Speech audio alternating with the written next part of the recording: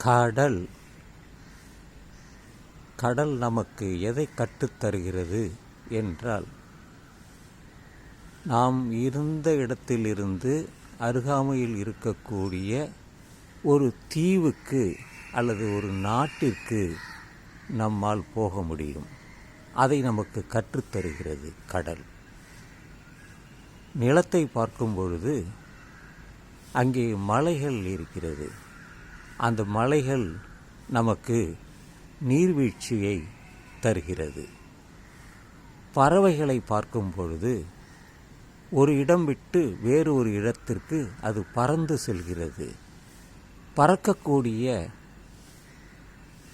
ஒரு கருத்தை நாம் கற்றுக்கொண்டால் விமானமே ஒரு இடத்திலிருந்து இன்னொரு இடத்திற்கு பறந்து செல்ல முடியும். பறவைகள், குரங்கிலிருந்து தான் நாம் வந்தோம் என்பது குரங்கின் அடையாளமாகத்தான் நமக்கு அது தெரியப்படுத்துகிறது.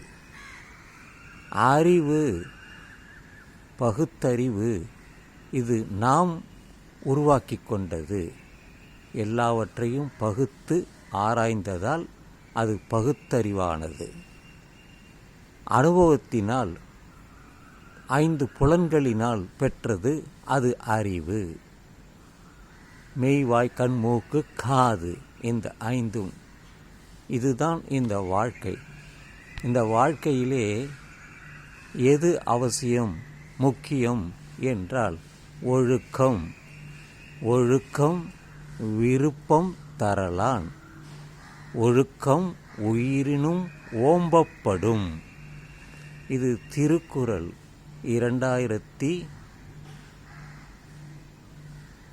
2000 வருடங்களுக்கு முன்பு திருவள்ளுவர் எழுதியதுதான் திருக்குறள். ஒழுக்கத்தை பற்றி.